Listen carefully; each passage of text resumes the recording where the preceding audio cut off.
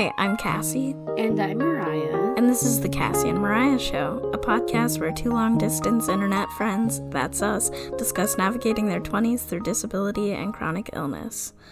Mariah, what's up? How was your week? Howdy. My week's been good. A lot of video game stuff happening. As of today, the new Legend of Zelda Tears of the Kingdom came out, and I'm very excited. Been waiting for this game for a very long time. The last Legend of Zelda game came out in like 2017, I believe. So this is like this is a sequel to it. Lots of new stuff. They use like the same world that the first game used, so it kind of is following the similar story, but there's a lot of things that are different, and people are wondering whether or not it's a prequel to that game or a sequel, in fact. So it's been a lot of fun to just like read theories and then being able to play the game, and it's truly open world, so you can go anywhere and do anything at first. And I find that to be very fun because like there's, you could play the game as long as you want to. So, the first game, Legend of Zelda Breath of the Wild, took me a year to complete, and I'm assuming that this one will also take me a year as well. Because I love exploring, I love collecting, I love killing, I love I love cooking. Like, there's so many things you can do in the game, and I really like to just like take it all in and also just take my time. So I'm having a lot of fun so far. It's just very pretty, and Link is cute, so what can you say? True. There's a new Fortnite update that has to do with Star Wars. Because I was in Disney for May the 4th, Star Wars Day, I missed a lot of like the Fortnite stuff that was happening at the time, so I'm catching up on that now. There's a lot of new like Star Wars characters in Fortnite, which if you listen to other episodes of our podcast, you would know that I'm like watched all the movies except for the last two. So I know who the characters are, and I know, what their powers are and stuff like that. So it's really fun to play. Like, it's always fun to play Fortnite when they do updates like this, because there's always new stuff going on and like new things that they add to the map. So it really just like refreshes your whole experience. So it makes it a lot more of an interactive game to play, a lot more of like collecting things, because like, for instance, like this time around, it's like, oh, if you want a Stormtrooper skin, it's only available for like a certain amount of days. So you have to play during those days to get the skin. There's a bunch of stuff in the shop, like new Star Wars characters. So I'm heavily debating on spending money on a video game like this, for an Anakin Skywalker skin. So, I'll keep you all updated if I accidentally spend money on Fortnite. I also found out this thing you can do on Xbox where it's called Game Share. So if you have another person's account logged into your Xbox, you have access to their games as well for free. You don't have to pay for them, which is incredible. Because I only had my Xbox for about a year and a half at this point. So I didn't have too many games on there. Because first of all, video games are expensive. They're like $60 at least. Like even Tears of the Kingdom was $74 after tax and stuff. That's a lot for a video game. Oh yeah, you have taxes. Yeah, I hate taxes. Oregon's lucky. So, we had to, you have to pay, that much money for a video game. Having a system like the Game Share is really easy because I have access to like my brother's video games that he has on his Xbox that, I have access to them on mine. So he has the Resident Evil 2 remake game that came out a few years ago on his Xbox. So I'm like, hell yeah, like I'm starting that game. If you listen to another past episode of the podcast, you would know that my most recent obsession is the main protagonist in that game, Leon Kennedy. So I'm excited to see him again. And in this game, the second one, he's young. So like he's starting early in his career and he's very like naive. And I just love that about men when they're just a little bit stupid. What can I say? So I'm very excited to play that. And to just live that experience. It's very like gamer girl summer for me over here. Like I have a lot of games, like even like with the Game Share, I have access to like the Crash Bandicoot remake games, which those games are really fun for me as a kid. So I like, again, being able to experience that stuff as an adult. So I'm very excited to just like stay inside and play video games all summer. Who gives a shit? I got nothing else to do. I got nowhere else to be. I also got the results for my brain scan earlier today, which, again, if you listened to it on a past episode, you know I went for an MRI of my head because I have a lot of things wrong with me. Turns out none of the things wrong are actually like medical. It's just things that exist. No. So good, right? My ENT said that my MRI showed a very healthy brain, which I was like, damn, really? Because it don't feel like it. I love that, like, I also have this relationship with my doctors where they'll bring me into, like, the nurses' rooms and stuff like that to show me my MRI, whereas, like, usually they don't. They just explain the results to you. And I'm like, well, I need pictures for my Instagram story, so you need to bring me back into the room so I can take some pictures. And, you know, looking at the nerves in my head and looking at my big, beautiful brain and all the fluid that surrounds it. The frontal lobe development. Oh, man, I'm watching it develop in real time, baby. And being able to see, like, my clear sinuses, you know, anything like that. It's so fun. It's so fun to look at a top-down MRI and see, like, your eyeballs. I think it's an experience that everyone else should get, you know? Because I'm like, damn, bitch, don't blink. Like, oh, man, they, like, haunted as hell. I was like, damn, I got no ghosts in there. And he's like, no ghosts. So that's great. I was like, man, so that just means I act like this because this is who I am. And it's not because I have some, like, worm in my head.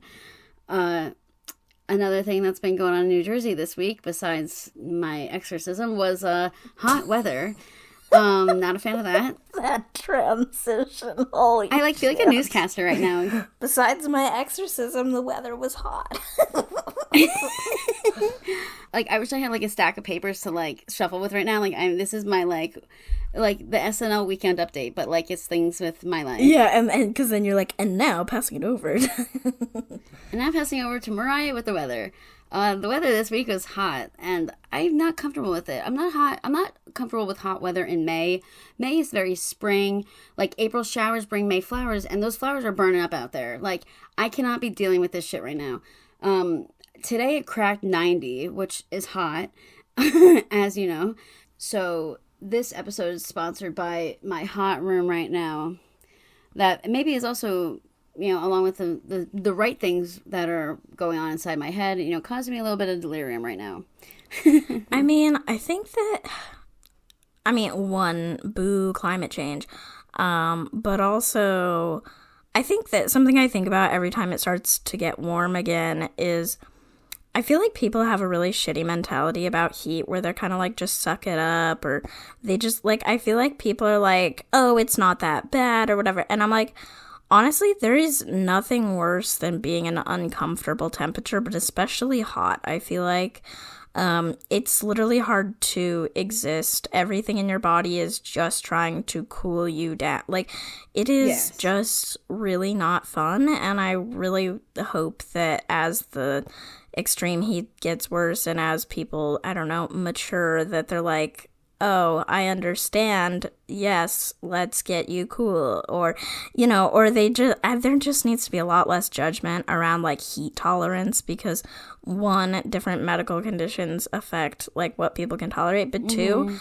like, everybody's just different, and, like, if the heat's too much, then it's too much, and, like, it's miserable to be too hot. Yeah, because, I mean, like, in the wintertime, when you're too cold, you can always add more layers. Yeah. There's a lot, like, of a different thing. Of even, like, being indoors can help you retain heat within your body. But, like, when you're hot, the inside heat is a lot hotter because that's, like, the stuffy air.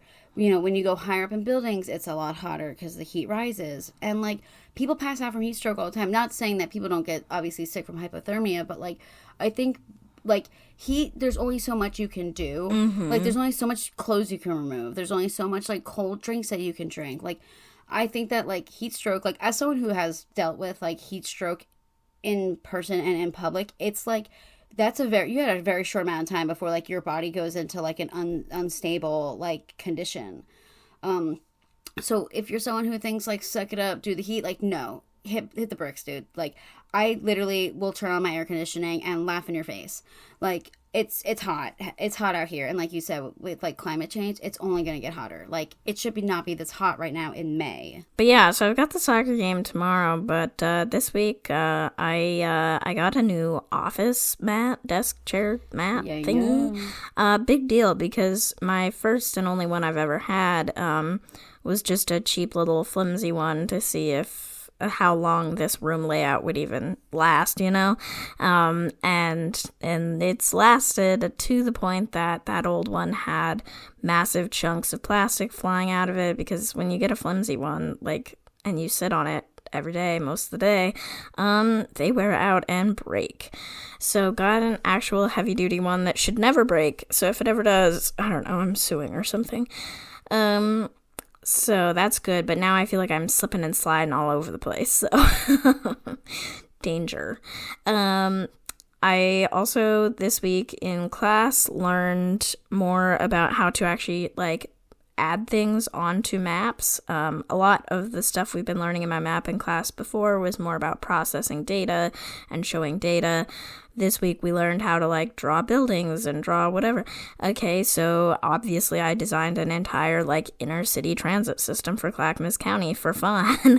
Bad thing is I hyper-focus on it, and, like, it's like when I play The Sims, or like when I edit videos or stuff like that, or like make Canva graphics, where I lose, like, time doesn't exist. Like, I blink and it's been 2 hours. Like, it's not good.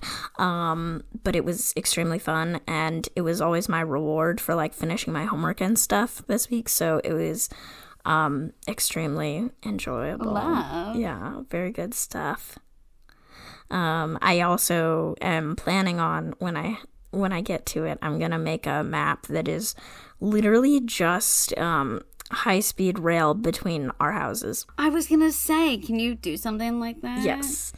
Yeah. Oh God, I need that. I need who is a multimillionaire that will pay for a high-speed transit between Cassie's house and my house? I mean, Phil Knight, founder of Nike, he lives here.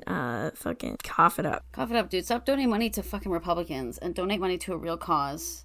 Two besties that want to hang out. What the fuck, man? Facts. I had craft night this week, so I made some pretty good progress on your Christmas present. And by progress, I mean it'll take a bit, but one of these days you're gonna slip up and you're gonna tell me. Nope. You have no idea. No. I can't wait for next month just to see my birthday present. I know. I need to get the thing that I need to finish it. I'm just too lazy. I mean, I don't really need to actually go to a craft store. I could just fucking order something online, but yeah, I should just do that. Now that I think of it, I think that I should, when I get my birthday present from you, I should open it on the podcast. Okay. I mean, we're on FaceTime anyway. Yeah, I mean, we'll screen record it for the people and post it on Instagram or something, or post pictures, you know. Another thing that came up this week, when I was deleting my emails, who reads most newsletters they get? Well, I happened to open one. I feel like I pretty reliably read the ones that we get like a weekly one from our Disability Resource Center, that actually, like, I mean, I'm like, oh, this is actually specific and interesting to me sometimes. Nice. A lot of times it's events that I'm not on campus, I'm not available, so whatever. But there was a mention of, there's like a national organization that, they do like a summer internship program every year, but placing like disabled students into disability related or accessibility related internship positions. But this year's the first year that they're doing a fall program, and it's all like the whole thing is virtual. And so that's like huge to me, because these are like things where you would normally have to like live in DC or live wherever the organization is based. And so I'm seriously considering applying, because literally one of the potential placements is working on disability policy for a Senate committee that Bernie Sanders chairs. So yeah. I'm sitting here putting my fist in the air. Yeah. I think it could be very fun and interesting. I'm going to get some more opinions, because the thing is, like, at the end of the day, there are a lot of potential opportunities I can pursue in life. And also, I could just, take a full class load as opposed to, like, taking a couple classes and doing the internship. So it's, like, I do want to be thoughtful about how I spend my time and, like, make sure that, like, people who know more about this kind of stuff think that it's actually a good use of my time and that I could, learn stuff from it and contribute stuff to it. So gonna talk to some people first before I apply, but very optimistic about that potential, and and I hadn't even really started thinking about more potential internships. I was so focused for so long on even getting something for the summer that now that I've had that locked down for a while, I hadn't even thought about like fall or like just other terms next school year. So until I saw that. So now I'm like, okay, like even if I don't apply to this, like I'm really excited to start like looking for more potential options for next year. So if you're listening, you want to give Cassie an internship. Yeah, paid only, thanks. And yeah, so that's pretty much what's going on in my world right now. Love to hear it.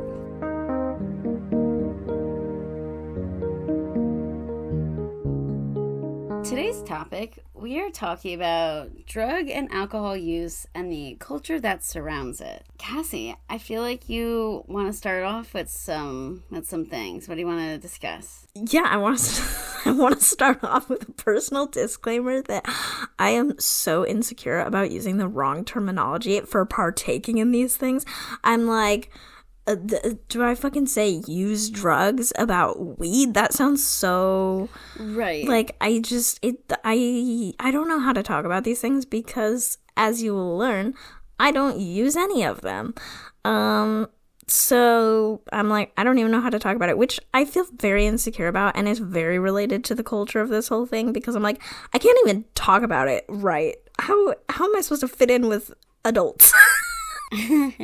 Well, I think that at least nowadays, being completely sober is a lot more normalized and a lot more of something you come across in life, especially like as we get older in our 20s, because I think a big thing is like when you're younger, it's like that's when you're trying all that stuff. Once you turn 21, you're going out to bars. When you're in college, you're going out to bars, you're getting a fake ID, like all this stuff. Like, whereas now when you get older, it's almost like you almost kind of wore it out. So you're like, oh, I don't care. Or like, how bad it is on you and how bad it affects your person. So you don't really want to partake in it. And I think that's completely understandable. Because like when I reference drugs, I'm talking about weed. Like I've only tried weed. Like alcohol, like I've drank alcohol. Yeah. But like I've never done anything else. I just think too is that I'm scared, man. What the hell? A lot of this shit nowadays can't be trusted. So I am fine with buying things only from a dispensary. I've tried unregulated marijuana before, and that has like affected me a lot more than anything from a dispensary will. And it's because you don't know what it's cut with. You don't know what it's mixed with. You don't know where it's from. Like, one piece is like a 20 milligram piece, but the next piece is a 50 milligram piece. Like there's no quality control. So I think that trying anything that's not legalized is a risk, as it is with any drugs like that. Well, and especially right now with like the fentanyl like epidemic. Exactly. It just like it's the risk of accidental overdoses of stuff that you're not even trying to touch is scary. Yeah, and it's very dangerous, and I think that it's something that a lot of people, of course, need to be aware of nowadays. And that's why I think things like legalizing marijuana and recreational marijuana is so helpful, because I think that that's something most people use. So I hope that, the more like safer drug use conversations and things that get passed relating to that, it's just the better that, using drugs will just be safer for people, because, you're never going to get people to stop using drugs. 100%. And that's actually, interesting you bring that up, because, so in Oregon, like, weed is legalized, but it's interesting now watching, like, okay, like, there's so much that has to come along with legalization. So, like, some of the things we've been seeing, obviously decriminalization and, like, expunging people's records, like all of that is a huge part of that. But then also, like right now, federally, like a lot of, especially Oregon lawmakers and other like legalized states are working on like the banking aspect, because since it's not federally legalized, you can't like bank. It's like a whole thing. And then what was the other? Oh, and then the other part is like drug testing for work, because it's like, you know, it's like you're able to drink outside of work, but like marijuana shows up on your drug test for so long that it's like it's not actually representative. Like they're working on getting better tests to like show if you're actually intoxicated on the job, rather than if you use it outside of work, because you shouldn't be punished for using something legal outside of work. And that's like a big problem with like, you know, we have like transit driver shortages and stuff, because you're literally not allowed to use these substances if you have these jobs. And so it's like stuff like that, making it so people aren't literally having to borrow their friend's piss or like buy piss off somebody to do drug tests. You know, that's really wild to think about. But it's just like there's a lot that comes with it. And then also in Oregon, I think it was a couple years ago, maybe it was only 2 years ago, I don't know, time isn't real, but we had like a statewide ballot measure that passed that was it was like decriminalizing drugs to then focus on and invest in like addiction treatment services, all of that. And that's been a very big, like, people are like, the drug crisis has gotten worse since you decriminalized, blah, blah, blah. And it's like, there's like so many other factors that go into it. There was like definitely a lot of work to still do to like keep like improving how the program is being implemented and stuff. But it's like, of course, like people who were against it to begin with are still like, oh my God, like, decriminalizing doesn't work, clearly. And it's like, okay, well, again, people are going to do this stuff regardless, and criminalizing them isn't going to stop it, and it's not going to make it any safer. What's the legalization situation in New Jersey? So in New Jersey, it was legalized medically. I don't remember which year, but I started my medical card I received in 2018. And that was a whole thing of just like trying to find a doctor that would even prescribe that for you. Long story short is like when I was in high school, I was on Percocets for my chronic pain, and I developed a lot of health issues for that. Like, that's a whole other topic, but that just, you know, being on an addictive drug like that when you're a child is a very slippery slope. And knowing that other kids also went through that is very like, you know, breaks my heart, because like a lot of, you know, kids don't have the advocacy of like their parents or themselves to tell their doctors that this makes them uncomfortable and they don't like this. So I faced a lot of health issues due to the fact that I was on Percocets. So when I found a doctor, I had to go through like a child psychiatrist to get my medical weed card. And that's a whole other thing, because at the time it was like really expensive, you know, because medicinal marijuana was very new. So it really, you know, you had to pay a lot of money for an ID card. You had to pay a lot of money to see a certain doctor, pay a lot of money to even get this stuff at the dispensary. And then in 2020, it was on the ballot to be legalized recreational in New Jersey. It got passed. And then along with that, it was like about a year or two later was when it officially became recreational in New Jersey, which it took a while. And at first, not all medical dispensaries were not like recreational at the same time. So it was like you would have people that show up to a dispensary and be like, I'm ready to buy my legal weed. And it's like, no, you can't, like, because it's not legal for you yet here. And then I know there's also a whole other thing of just like what towns are allowed to build dispensaries and what towns are even allowed for weed to be delivered to. Where I live, if I wasn't medical, if I was recreational, I would not be allowed to have weed delivered to me because of where I live. Your town should not be able to control what you get in the mail. You know, it's like, I'm not buying any harmful stuff. That is a weird thing to think about. Even though it's been legal in Oregon for several years now, that is still a thing that's happening here, is that either some cities will just fully be like, no, you can't have a dispensary here. Other ones will set land use rules about it that make it so, well, there's still nowhere that you can do it. Which is weird to me, because why don't you want the tax money? Right? I was like, people spend a lot of money at dispensaries, you know? Like, I don't know why you don't want that money. Like, they're just going to the town over to get it anyway, so why not, you know? Why not? And like I hate when it's like, oh, it's like you can't have a dispensary too close to a school, XYZ. It's like I could probably name more liquor stores that are within a 2 mile radius from a high school than I could a dispensary, and that's sad. Like there's more of an issue. You should worry more about kids drinking than smoking And vaping, because honestly. and vaping in the bathroom, dude. Like that's all. I've never. So when I talk about weed as well, like I am referencing edibles and oils, topicals only. I've never. I can't say I've never smoked weed. I've tried it, had a coughing fit, never do it again type of thing. My doctor, when I told her about how I wanted to smoke weed, she absolutely gave me the hands like, no way, like, do not. Because, you know, with smoking, that's another issue of just like the buildup of like literal shit in your lungs you get from smoking. Although like there's clean ways to smoke, yada, yada, yada. You can smoke through a bong, one hitter, pipe, stuff like that. But I do think there's risks in any way of smoking, in general, because like breathing that shit through your lungs is a lot of the time it's not filtered. So, for me, I would mostly use edibles, and with having medicinal marijuana at the time when I got my card, it was not the dispensaries near me did not sell edibles, so I had to make my own, and my brother hated it because he was like, I'm going to go to work stinking like weed. And I was like, I'm sorry, I can't do anything about that.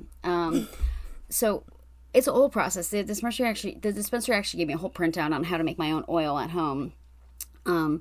And I had to buy all this extra supplies to do it with because I wasn't going to use my cookware and stuff that I have because it was going to stink, or, you know, you worry about like contamination issues and things like that. Like all of a sudden the brownies my mom made on Christmas, everyone's sold, you know?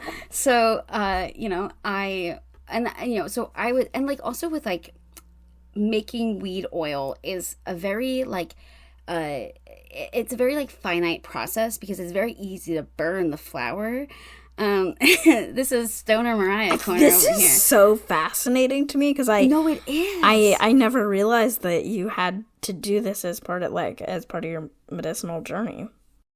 Yeah, I had to cook it myself, and you have to cook it at a certain temperature so you don't burn it, but you have to cook it to activate the flower. Also, at first when you said you had to make your own, I was like, cool, so they give you the oil or the butter or the like whatever. No, you had to go full fucking weed scientist.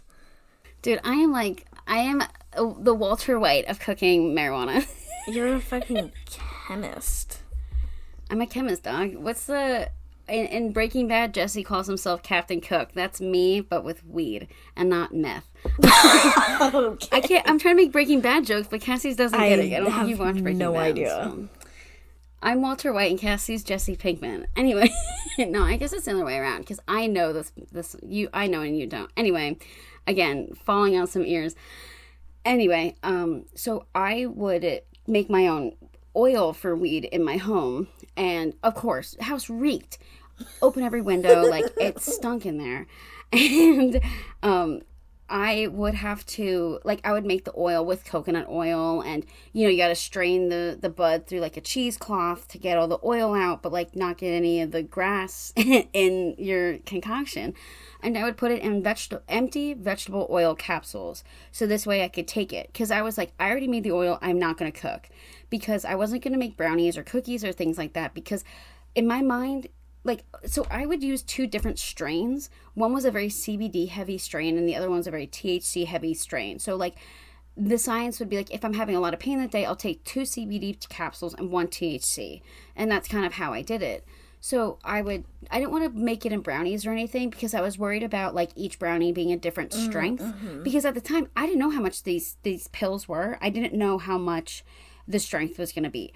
And at the time, they were very low dose, because I didn't know. Like, I really was just going off with, like, what the dispensary gave me. And 2 is that the dispensaries would only give you, like, you can only buy a certain amount every month. So, like, my allotment, I think at the time was, like, an ounce. And weed was expensive, so I'd only buy an eighth. And that right there was almost $200, which is, again, of, like, shit. I know people... Yeah, like, I know people don't like to buy from dispensaries because it's very expensive, but it's the safest way to do it. I have no idea how much weed costs here, but I feel like I've heard that it's cheap because there was, or that it like really was like cheap because there was an overabundance of weed, like, because once people could start growing it, selling it, but I don't know, one, if that's still true, or two, what cheap even means. Yeah, it's like what I still don't know that either, because like I've only ever bought legal weed, so I don't know what people would sell it for otherwise. Like, I don't really know what's expensive and what's not. And it wasn't until like I think post COVID was when they actually started to sell gummies and tinctures and body lotions and stuff that had THC and CBD in it. So that's what I get now, because otherwise, like, I can't make my own shit anymore, because that's so much. I was able to, like, I have tried, like, other tablets that they sold at dispensaries, and, like, I don't know, sometimes weed affects everybody different as well. So, like, I feel like I have a very low tolerance where I take a 5 milligram gummy and I'm set, whereas some people, they need more. So that's where it's also, like, the cost comes into factor with that, because you can only buy, like, at the time now in New Jersey, when you buy a container, it's only 10 gummies. Or it's like 10 to 30 gummies. So if I only take one, that can last me 10 days. But for a normal person, that may only last them like a week.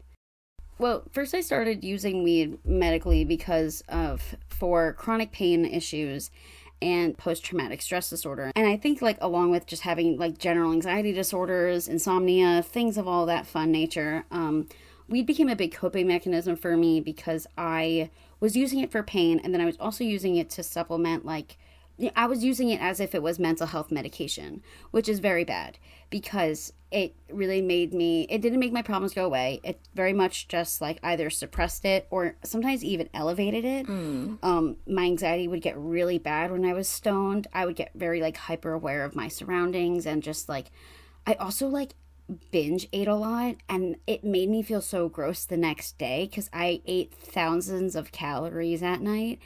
And, it just feels gross from, like, eating all the food like that. And I never really had the inkling to stop. I don't know why. I was like, you know what, I'm comfortable in this. I was kind of, like, too set in my ways about it. And I was very much like, oh, if I want to stop, I'll stop. But I never wanted to stop, so I never stopped. And I know a lot of people in my life who had very positive effects with weed and then very negative effects. And I always thought I was never that person that would get negative effects with marijuana. But you don't think of something like that until it happens to you. And it was like a few months ago that I was just like, I genuinely think that I would get, like, on the verge of having a panic attack, where I would be up until almost 4 a.m, stoned out of my mind, and I couldn't fall asleep. Because I'd also, like, do these things where I was like, oh, it's so funny when I'm stoned, and I, like, go down a Wikipedia rabbit hole for 2 hours. And it's like, that's bad. Stop. Go to bed. So I do think that, a huge reason as to why I stopped using weed was because of how bad it made my mental health. And I think I read a tweet recently about how young people are more likely to develop mental health disorders like schizophrenia when they use weed early on in their lives. Interesting. It's very interesting to me, and it's very scary. Yeah, that's interesting, because, I feel like, so, I don't know. I guess there's a few reasons that I, like, don't use drugs or alcohol of any kind. Part of it is simply that all the scare tactics in, like, K through 12 100% worked on me. They're all like, you're gonna fuck up your literal brain development. And I'm like, bestie, I already have enough wrong with me. Why do I need to feed my body poison? Because it's literally what it is. And I'm just like, I just don't feel like I want to, like, fuck up my lungs or on top. Like, I'm just like, I'm good. Honestly, I'm good. But I think also part of it too is just, like, I, from a young age, saw so many people around me using, especially weed, but I mean, like, both weed and alcohol as coping mechanisms. And so I very quickly became afraid of that being me. Like, I never wanted that to be me. And so by not using them at all, like, I feel like it keeps it from being an option. Yes.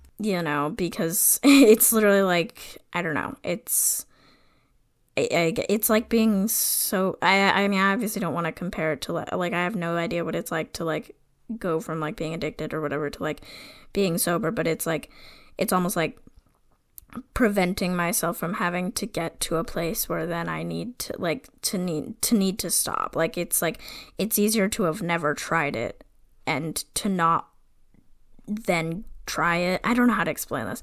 It's easier to not try it than to have tried it and not be tempted to use it, kind of thing.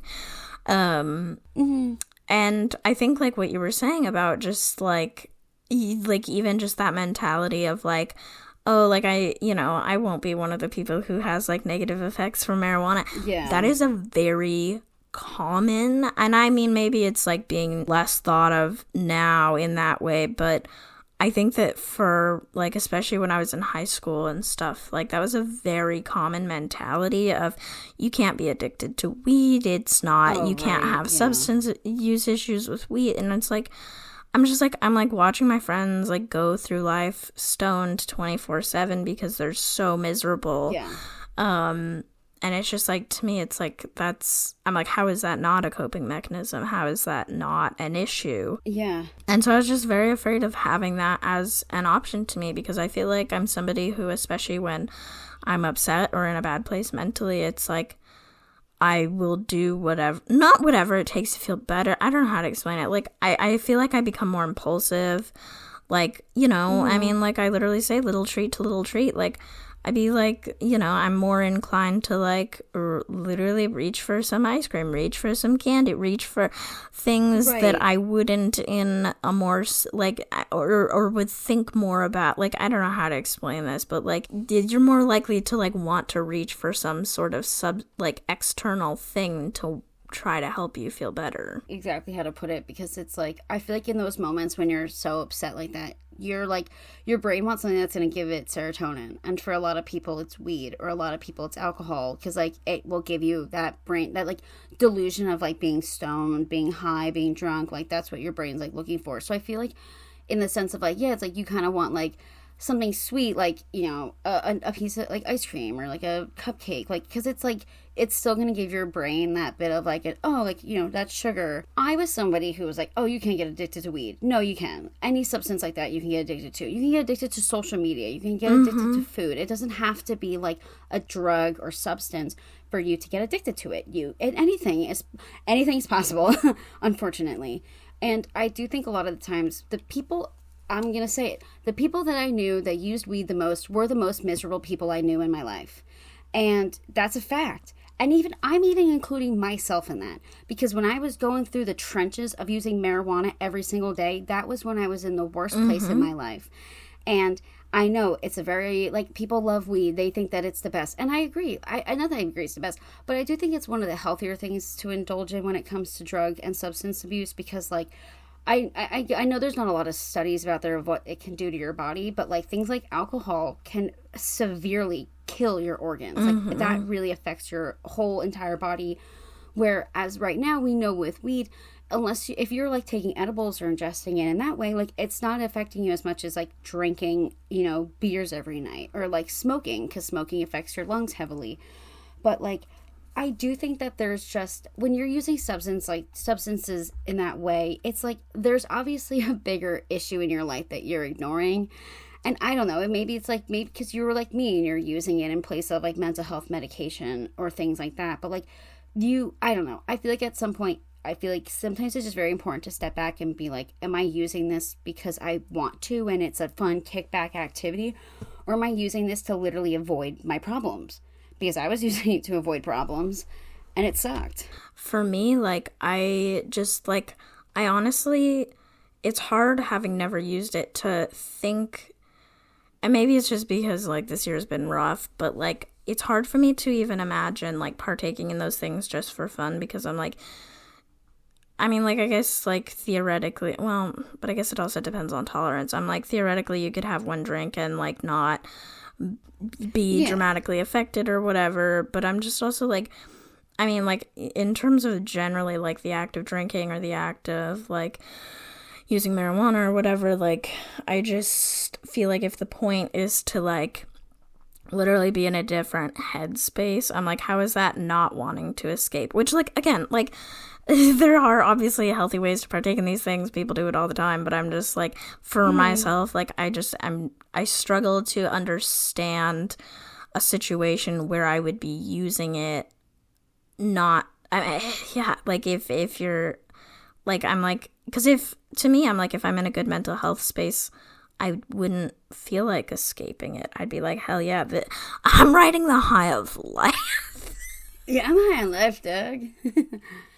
I mean, you're so right. Like, and that's how I kind of feel right now, where I think, so the main reason, along with anxiety and things like that I stopped using marijuana, was because I was going to Disney and I couldn't take it with me. And I needed to cut my body off of it because I was using it to go to bed. And I was like, if I can't have it in Disney, that first night in Disney cannot be the first night that I don't use it. Like, that's going to be really bad on my system. So I stopped it like a whole month beforehand. And I haven't used it since. And I'm sitting here and I'm like, I never want to go back to using it the way that I did. Every single night, every single this. Because it's a lot. It's also a very expensive habit to keep up. Like we said before, going to dispensaries is a lot more expensive. And it kind of like sucks, like the timing of when I stopped, because I do have like extra stuff. So I'm like, realistically, I'd like to just kind of get through that, which I think I can if I'm using it like once a week. Not like I'm going to set up a whole thing for myself, because then that can turn into like a whole other like a pattern. Well, and I was kind of curious, yeah, so like, are you kind of like, because I know since you were initially using it for chronic pain, I guess I'm curious like what your chronic pain is like now, and if like maybe it's like more so like, oh, you're able to like, one, if you have like other things you're using to manage it, or like if you're just able to now like use marijuana more on an as needed basis. Yeah, I definitely think how my mindset is now, it'd definitely be an as needed basis. There's some nights where I'm like, my pain would get really bad, and I'm like, that's the only time I would want to reach for it. And like, I don't know, because sometimes my thing is that like, if I'm having a bad night, whatever, in that sense, I'm like, you know what, let me queue up a fun YouTube video. Let me have a fun snack. Like, let me do something else that's more productive that will get me out of this. Like, let me read a book. I would watch like Crash Bandicoot video game YouTube videos, and that gets me pulls me right out of it. That furry little guy. Whereas now I'm like, I think that I definitely would want to, like going back to using it would definitely be an as needed thing. I mean, like the thing is that like my pain tolerance, I've always dealt with my chronic pain. So I'm like, when I feel it, I'm just feeling it, dude. Nothing I can do, because I would take like Tylenol, things like that. But frequent Tylenol use, frequent Advil use is really bad on your stomach, develops ulcers, develop kidney problems, liver problems. Like, I don't want that to be a thing that I have to worry about later in my life. You know, for my pain at least, like, I don't really do anything, I'll be honest. I guess here's the thing, I don't think it's as bad as it used to be. And I think it's really funny when I explain in therapy and be like, my pain's really bad in the heat. My pain's really bad in the cold. And she's like, your pain's really bad all the time. And I'm like, yeah, actually. Is it just like your overall whole skeleton kind of pain? Yeah. I mean, like, my skeleton's rotten. Like, it's just really bad. It's just falling apart on the inside type of thing. For sure. Yeah, as it is. But I definitely don't, I think with like just the recent advancements in like my exercise routine, I don't think that my pain's been that bad. I think my physical therapy, I think going for walks, I think being mindful of like my breathing, stuff like that, I think has very much helped my pain. But I also think it's very like a placebo effect sort of thing. I don't think that I would recommend like that routine for other people, because I think it just works for me, type of deal. But, I think that the thing is that like, I almost wonder if my pain was never that bad, and it's just because I was addicted to weed, that it was like I experienced pain every single day when really I wasn't, and I was just getting stoned for the hell of it. Like, it became a big like thing of like my personality trait was like, I'm a stoner girl, like, and then I realized the people that attracts, and those people are losers, and I don't want that mentality. I don't want to be around those people. I am sorry, but I was like, oh, I don't want to come over and smoke with you. I want to come over and torture you with a hot iron. Anyway. This episode's going good. It's going good. It's going good. I am not snapping. I'm fine. I love this. We're having a fun banter here. It is. I don't know. This whole thing is very interesting to me because one of the biggest reasons, so, like, I don't know, alcohol has especially just never, like, appealed to me because, like, I feel like you said, it has the most potential to do maximum damage. I'm like, I'm good. That sounds miserable. Plus, like, the potential of throwing up and just, there's a lot of things there that I'm just like, it sounds not very fun. But with marijuana, I'm like, I feel like I'd be more likely to use it, but for me, the thing is, I'm just assuming, just because I'm disabled, that I'm probably going to end up with chronic pain later in life. And so, like, to me, I'm like, I don't want to have any tolerance to it because I want that to be an option for me when I do need it. Because like you said, I don't want to be having to necessarily rely on things like Tylenol and stuff if I could just take an edible, or just whatever, like having as many options open to future me as is needed, really. Yeah, and I think that that's a good point you bring up, because I feel like that's something I should reiterate is, like, I know people use weed as medicine, and, like, I hope that the consensus is that, like, I'm not ripping on people that do that, because, like, but I'm talking about medicine, like pain management. I'm not talking about medicine, mental health medicine, because they're two completely different uses. Because, like, I think that weed was great for my pain management. I think that it really helped me. I think that it's very beneficial for other people, especially even, like, older people and, like, younger people who just, like, have exhausted all their options with other pain meds. You have doctors that are pill pushers that will get that stuff really fast. Like, the big pharma industry was, like, the whole reason why, like the back end of, like, marijuana, like, legalization federally, because, like, they're like, if weed is legalized federally, you will have people that will not resort to things like Percocets. So you have big pharma loses money in that way. It is interesting that, like, you've been on more of that end of, like, that experience, because I feel like most of what I've read from other people with chronic pain is more so that, like, the only thing that does work for them is, like, the opiates or whatever drugs that, like, are so federally restricted that they literally cannot get the only thing that provides them relief, which is ridiculous. I think that that's a whole other thing, because, like, I've only used that stuff, like pain meds, for a very short period of my life because of how it affected my body. I was 16. I was like, my doctor was telling me to take 2 Percocets every day before I went to school. That's a lot. That 2 Percocets is like, that's like horse tranquilizers, dude. Like, I was like, not even kidding. I would go to school and sleep the entire day in the nurse's office because I couldn't function. Ugh.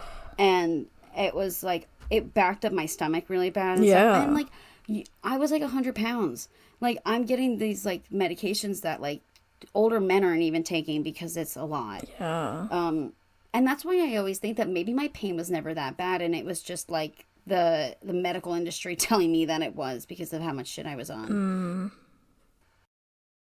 But I think that alcohol use that you're bringing up is very interesting, because, like, as someone who's, like, dabbled in that, like, I just got back from drinking around the world at Epcot. I think that alcohol, I don't like that culture at all. I don't like that, like, people in their 20s have nowhere else to go but bars. Yeah. Because, first of all, it's very expensive. Half the time you're paying a $20 cover just to enter the room, and that gets you nothing. Second of all, like, alcohol at bars and stuff is very expensive, and alcohol, like, seltzers, like White Claws and stuff, which are, like, everybody loves, they hurt my tummy so bad. That carbonated drink like that, like, it hurts. Oh. Like, the bloat you get is so bad. And being hungover, I think, is really annoying. And all I could think about when I was drinking was how bad I was hurting my organs. Oh. Like I already have a bad liver. The bar is on the floor for all my organs right now. Like, none of them perform the way that they should. So I always got really worried about, like, having my liver shut down when I was drinking, because, like, I have dealt with, like, jaundice before in the past from, like, medications, so I can't imagine how much consistent alcohol use would be like for me. And I don't know, I hate when people are like, oh, you want to go to a bar? And it's like, you're going to a bar at, like, 7 p.m. I'm like, dude, I want to go to bed. Like, yeah, I don't want to go out that late. Like, and it's a very expensive thing to keep up. Your point, too, about, like, yeah, it's really frustrating that there's not a lot of places to go for people in their 20s. I think that, like, speaks to, like, both a lack of sober spaces that are open in the evening, like coffee shops and stuff that usually aren't open in the evening, but also a lack of third places, and just, like, yeah, literally just places to hang out. Like, it's not necessarily awkward. Like, I've hung out in, like, places that are mostly breweries, very common in Oregon. Like, it's just that's a lot of, like, restaurant places, and and, like, I always just get a soda or whatever, but, like, even when it's just, like, the culture is, oh, we could grab a drink, or, like, like, that's how people bond. And I think that was really something that affected me a lot in, like, high school and stuff, is that, like, drugs and alcohol were how people bonded. It was how people built friendships. It was, like, I would have friends who would leave me at shows because they were going out to the car to smoke weed, like, and so it was just, like, very much gave me a negative association with them that took me a long time to get over. And at least now, like, I'm totally comfortable, like, being around people who are, like, drinking and stuff. I don't know, like, I feel like I'd probably be uncomfortable in a situation, though, obviously, where that's, like, the main activity. Like, if the whole point was to go to a bar to get drunk, like, I'd be uncomfortable with that. If the point is that we're all hanging out and it just happens to be at a place where people are drinking, like, it's a very different, like, it really depends the context. I feel like I'm still pretty uncomfortable, like, yeah, like, if, I'm around people and the whole purpose is that they're just smoking weed or whatever, like, that's just, it feels awkward to, like, not be part of, like, you feel like you're not part of the group because you're not partaking. And like you said, though, I think, like, now as we get older, that's so much better. It's very rare that it comes up. But I still feel, like, some discomfort in even having to, like, explain to people that I don't drink or smoke or, like, anything. Like, I don't know. It's still, like, it literally feels like I'm saying I'm not cool, actually. I think I'm just so traumatized from high school that now I'm just like, oh, I'm not cool. I don't fit in with the cool kid. I don't fit in with anybody because I'm not doing this. I'm not partaking. I'm actually a child. Like, that was the thing. I think it made me feel like I was, like, a child, or, like, it, like, infantilizes you, Yeah, like, which, again, I don't know how much of this I was putting on myself versus, like, I mean, obviously being abandoned so people can go smoke weed sucks. Yeah. I think that things have gotten a lot better as we've gotten older. I will say the availability of non-alcoholic beverages, though, at some places sucks. Some places will have, like, one or two options. Some places that I have regularly gone to have gotten rid of their really good root beer, and I'm a bit offended. They have a whole case of non-alcoholic stuff, so it's fine, but I'm like, excuse me, where'd my root beer go? But listen, I may not drink alcohol, but I have a lot of beverage opinions. Yes, get into it. I'm ready. Okay, here's the thing. I don't know when it happened, but at some point, we, as a nation, have transitioned from having soda at parties to having fucking LaCroix and other brands of seltzer at parties. No pop to be found. Did I say both soda and pop? Yes, you did. See, this is what I'm saying. I'm a both girly. And every LaCroix I've ever tasted has fucking sucked ass. Tastes like soap. It's disgusting. And I don't know where you people get off. And here's the other thing, too, is that whenever we would have, like, birthday parties at our house as a kid, we would get, like, 2-liter soda bottles. So, that is a situation in which you can sample a beverage. When it is an event where there's only canned stuff, how are you supposed to try? Because here's the thing I feel about every kind of beverage. I've always felt this way about coffee, especially. Like, how am I supposed to know if I like a certain thing if it costs fucking $6 and then I don't like it? You know? Yes. Like, how do I know? There's no way to sample this stuff. And, like, listen, I would love to try every flavor of LaCroix to see if there's one I like. So when I'm at these events and that's the only damn drink they've got, I know if I like one of them. But I don't know because I feel like I tried the fucking limoncello and it ruined my life. Oh man, I can't remember a flavor of LaCroix that I've liked. I have tried a lot. I can't. They're not notable to me because I didn't like them. LaCroix tastes like soap. It tastes like soap with seltzer in it. Like it's like a Bath and Body Works like fucking. I also don't know beverage. if I like seltzer. I think I've had plain seltzer, and I thought, what the fuck is wrong with this? I like seltzer. Again, it does the same thing to me as White Claws do, where I get a tummy ache the next day. But I do really like the Polar brand seltzer. They have good ones where it's like. I think they have a cherry limeade one. Oh, I think I've tried. I think the other seltzer I tried was a Polar, and I think it was also bad. But I think, like I said, I think it was plain. And I was like, I don't understand what the flavor of seltzer is because is seltzer not just carbonated water? It is carbonated water, but like they'll add like flavor to it, which is like a natural flavor. So that's the whole thing when it's supposed to be healthier than soda. Either just drink soda, or my thing lately, I like me a little mini Sprite Zero because the mini cans, I love the trend of mini cans. I think they've actually been around a long time. We just never had them. Mini cans, they fit in my little hand. Yeah. And the Zero, I don't know. I don't necessarily always need the sugar because the sugar kind of make my tummy hurt sometimes. Yeah. I also think the Zero, like the mini cans are like the perfect amount of soda because sometimes a can of soda is too much to commit to. At my friend's birthday party the other week, we were at a brewery, so obviously I got a soda, and it was a can of, what did I get? 7-Up, or I got a root beer? I don't remember what it was. And I forgot how big a normal soda can was. I was like, holy shit, because I'm so used to the minis. I was like, can I even drink all of this? Oh my god. Yeah. No, because like it's a lot of soda. And like, I've like Polar seltzers before. I feel like there's another brand that I like, but I just don't remember because it wasn't that notable to me. I do really like Olipop sodas. Oh, those hit. Is it soda or I can't remember? Isn't it something It's weird? Prebiotic soda. It's like good soda. So it's seltzered and stuff, but it's not like super sugary. It has a lot of like good like prebiotic. Is it more actually good flavorful than like the Yes. LaCroix situation? Yeah. Oh, yeah. It tastes like actual soda. Like, they have a vintage cola that's like a knockoff Coca-Cola. It tastes just like it. Like, not just like it, but it tastes as close to it as you can get for, like, a healthy bev. Because the thing is that I don't, like, if something's healthy, I will try it. But I'm like, there's a chance I'm not going to like this.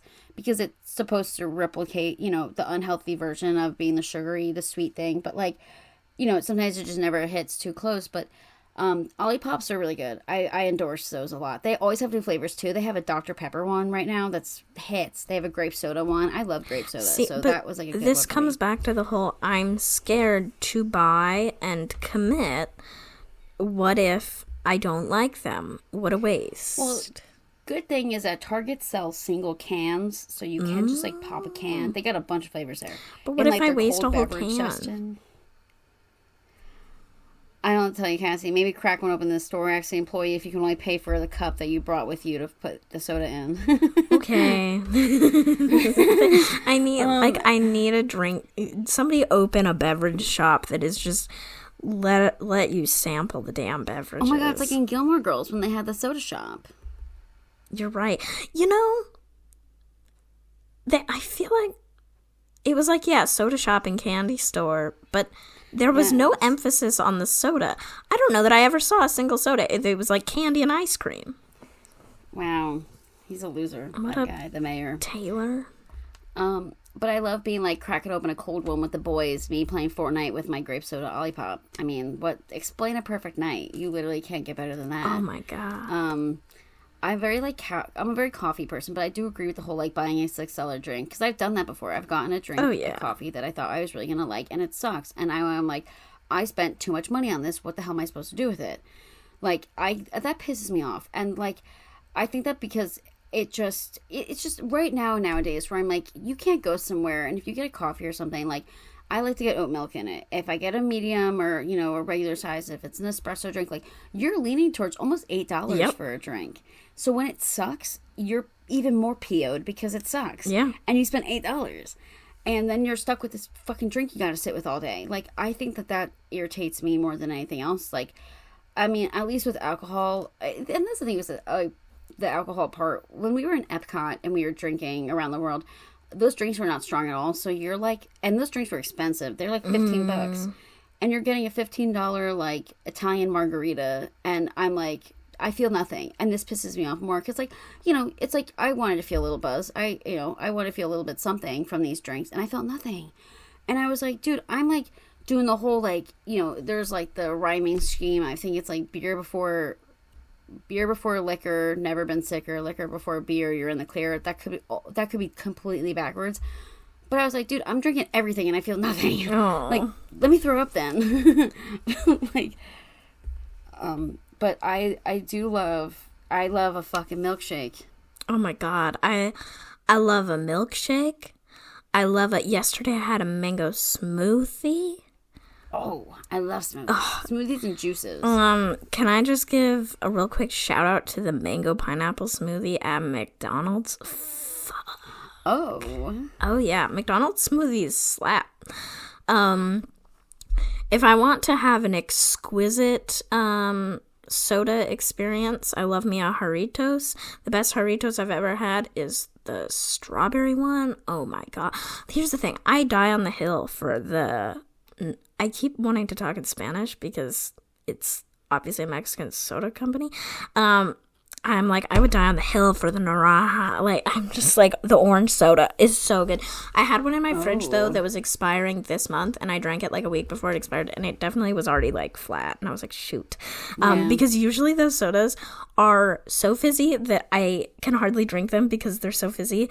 And then, like, even if I just put it in the fridge uncovered and drink it the next day, then it's like the perfect amount of fizz. Yes. But oh my God, I love a Jarritos. In terms of I love the fruit punch flavor. Yeah, fruit punch pretty good. Although I don't know, there's so many flavors I want to try because I've like, you know, done the whole rabbit hole of like Googling all the flavors they have.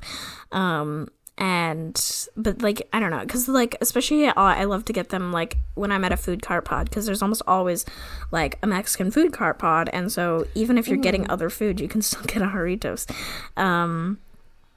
But it's rare for them to have like a strawberry or something like that. But yeah, I feel like I don't see too many of the fun flavors because I know there's a place by me that has like it's like a quick service like bakery type of like where you get sandwiches, shit like that, and they only have like two flavors, and it's usually like the mandarin orange one or it's like the fruit punch one. Oh yeah, I forgot it's technically mandarin. I'm over here saying naranja.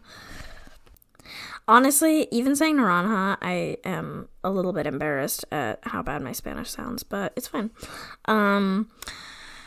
Yeah, in terms of coffee, lately I've been doing coffee like maybe once or twice a week, because for me, caffeine, sometimes it doesn't even hit until the next day. I don't know what happens. Where does it go? But it'll hit like the next day, and I'm like, oh my God, here we go. I feel like it kind of, because I'm on non-stimulant ADHD meds, and so because those like slow my brain down, which is what I need, sometimes especially when I'm tired, it's like I'll be like really tired, and so like the coffee like gets me to a perfect neutral. But if I'm already like hyped up, or if I forgot to take my meds, it's bad. I feel ill. My brain, it's going so fast, and I just anxiety and no sleep and bad. I mean, I think the general takeaway here is that we should don't really eat edibles when you're here. Oh yeah, I mean the thing is, I'm again reiterating that there's like personally, I think using marijuana for pain and for health issues like that is perfectly valid and perfectly fine. I think it should be pushed more than meds in the sense of like if it works for you type of deal, because I know some people like it's a lot harder for them to get off pain meds than, you know, and I know they definitely have like, I feel like the pain meds sometimes can be the very last resort, so a lot of times you can't try medical marijuana, or also like it's not legalized in your state. Like I think that that's a big thing that I learned when I was looking at federal laws when it came to like, you know, when I was going to Disney, wondering if I could take my weed with me or not. Is like a lot of states medical doesn't exist, period. Yeah. So those people are obviously like suffering a lot more in that sense. And I don't know. I mean, like I think I just like I was around too many. Sometimes being in college and stuff like that, it's like you're around too many people that use weed all the time. Like during the day, during the night, they're going to bed, they're waking up, first thing they do is they smoke a joint. Like I think it just became a thing where I was like, as I get older and in my old age of being 25, I'm like, oh, I don't really want to be around people that do that all the time, because I think that they're just ignoring a lot of shit in their lives and they're not good people to be around. Like when I talked to, you know, when I was on my dating apps for a little bit, talking to people that like used marijuana heavily, I was like, oh, like, so what's your deep-rooted trauma that you're ignoring? Like, I just find that people's like drug use and stuff like that is so fascinating to me. I guess because I very much psychoanalyze everything, you know, that I come in contact with. So I do think that, like, I think whatever works for you works, just as long as you're not hurting yourself, as long as you're hurting other people, and as long as it's not like a problem that you're just completely avoidant of. I think that, you know, sometimes, I'll kind of look at you with a side eye, but, like, as long as you don't give a shit, then I don't know what the problem is. It would also be epic if we lived in a country where mental health care was cheaper than drugs. Facts. Real. And more accessible than drugs. When I was seeing my first psychiatrist for my medical marijuana card, that psychiatrist was not covered by my insurance, and he was at least $200 a visit. And I can't imagine the people that were children seeing him for medication, because, like, I would assume that a lot of the medication that they were on were also, like, you know, was also not, you know, could have also not been covered by insurance, or, like, could have just been, you know, the whole thing of just being, like, this shit is so expensive, and it's the only thing that works a lot of the time. So, you know, that's why people turn to drugs to begin with. It's almost like the system was designed this way. They complain about the drug problem as if they aren't doing everything they can to systemically uphold it. At the end of the day, don't do anything that hurts yourself or others, and respect other people's sobriety. Yes, 100%.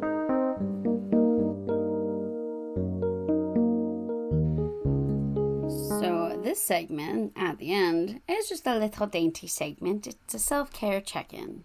Cassie, what have you been up to lately? What's been going on? Well, I can't remember what I talked about on our self-care episode that I said that I would do, because I feel like I probably said I was just gonna, like, survive. And you know what? I feel like I'm doing a pretty good job. In terms of self-care, I am attending my regularly scheduled therapy appointments instead of just doing as needed, because right now I'm trying to be really, like, intentional about getting myself to a better place. Consistently, and not just, I think I kept getting myself to a point where I was just, like, barely good enough, but that it was like, you know, like Haley Williams says, like, something about not blinking because you'll fucking fall apart or whatever. Better hope I don't blink or something. But I hope I don't blink. This is the second time you've quoted Fake Happy. And not known the lyrics, yes. For sure. I just think that After Laughter describes my life.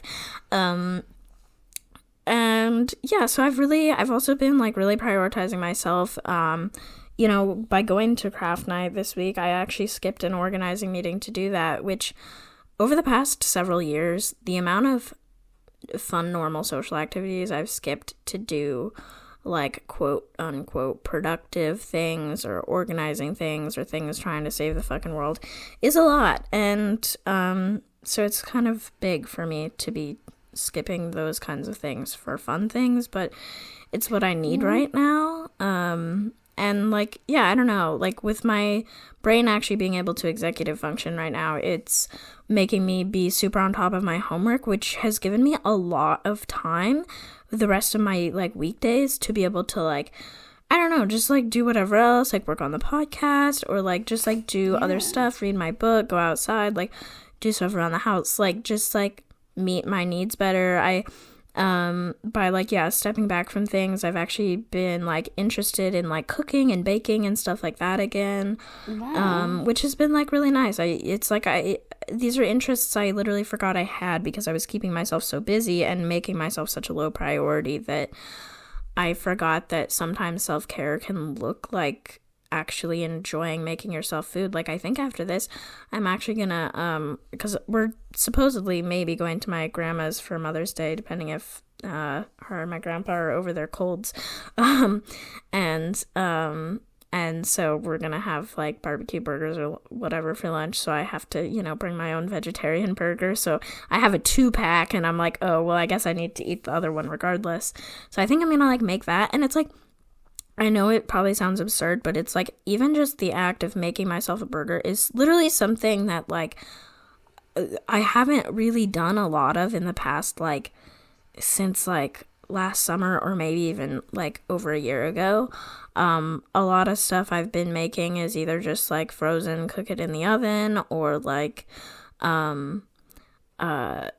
just like you just kind of throw a bunch of stuff together in a bowl kind of thing, like just very low effort, low time, which like totally fair, valid. A lot of people are in that situation, but it's like now that I am finding that time, it's like nice that self-care can sometimes look like just putting a little more effort into preparing the food that I eat.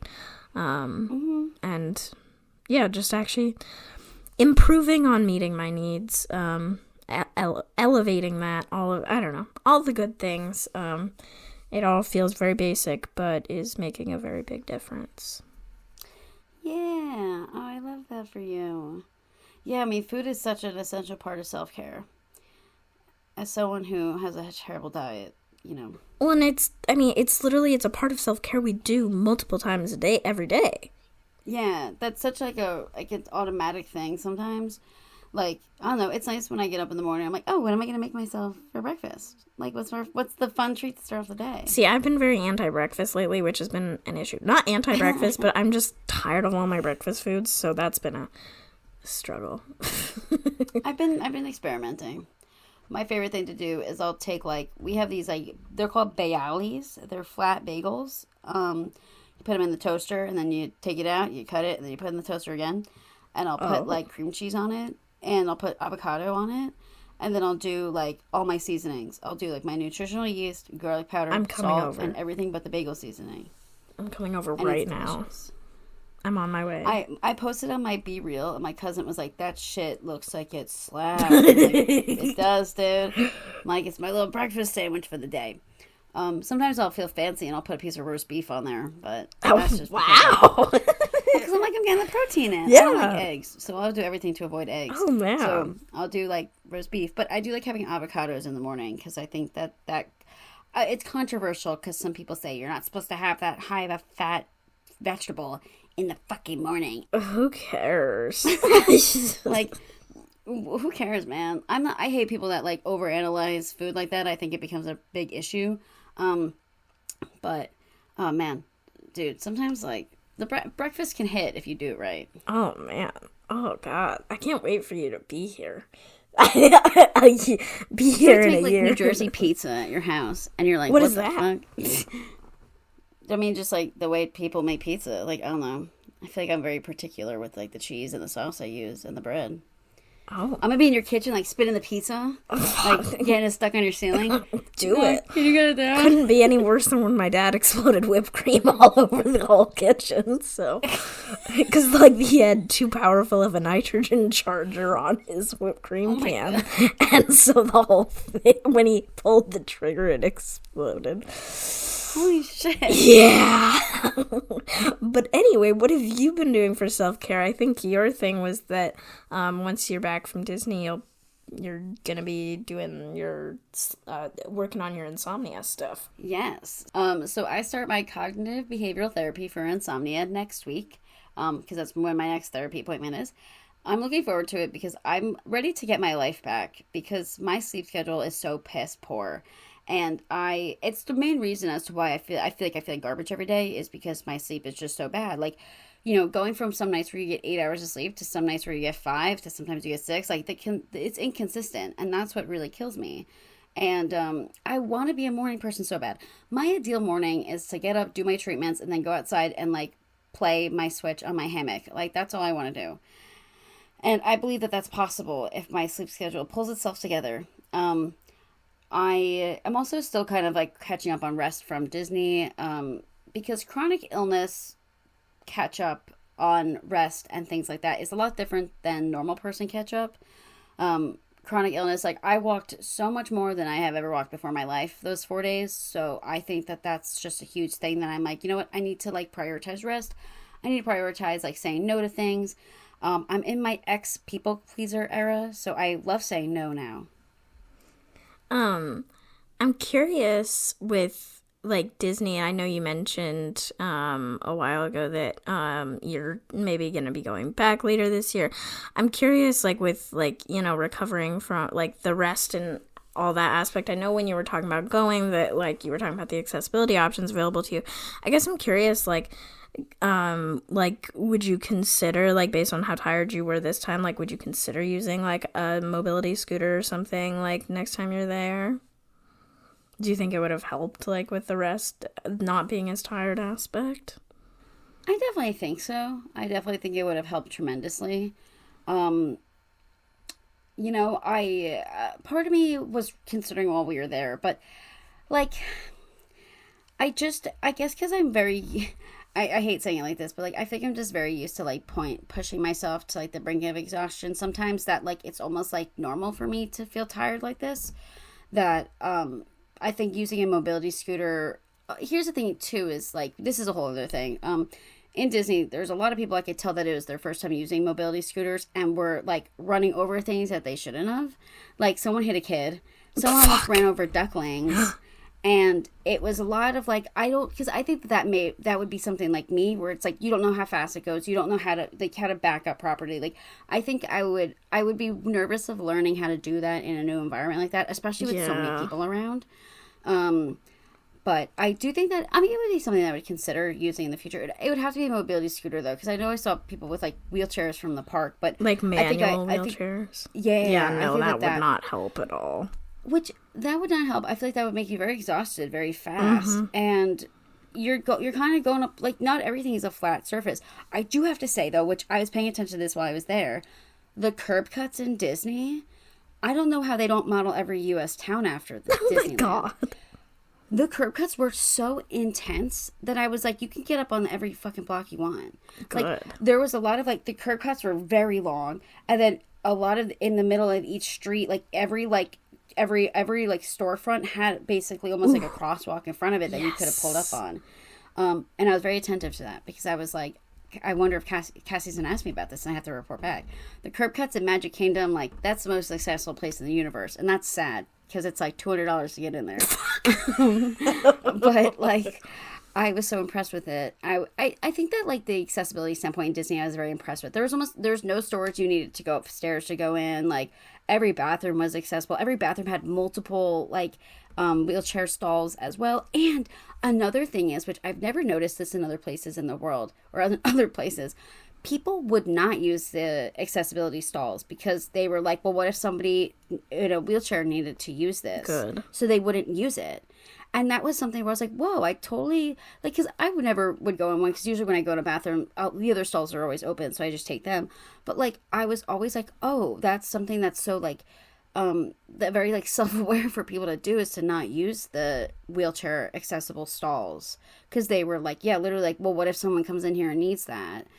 It's like, okay, woke Disney. Oh my God, that's good, because in community college, I would always want to go to the bathroom, like, by the cafeteria, like, after lunch, before I would go to class, and there'd be people, like, camped out in there eating lunch or whatever, or just, like, sitting there forever, and it was, like, very frustrating, and, like, and then, like, I haven't had any issues at PSU, and I think it's because on pretty much all, I think, of their accessible stalls, they have, like, a thing on it that says, like, priority for disabled people or like whatever. Like okay. So that way it gives people that mental reminder, but also most stalls it like none of the bathrooms are ever busy enough that it's an issue. Yeah, like these ones weren't. And that was the thing too I was impressed with Disney was there's a lot of restrooms. You almost never had to wait. Good. And I hate that too because that was my thing. I was like, I pee all the time. Like I need a good pee schedule.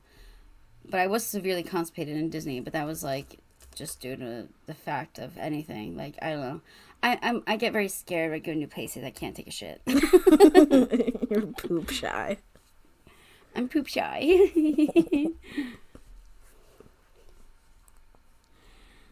Well, that's a wrap on this week's episode. Be sure to follow the Cassie and Mariah Show wherever you listen to podcasts at TCMS Pod on Twitter and Instagram, and look out for new episodes every Wednesday.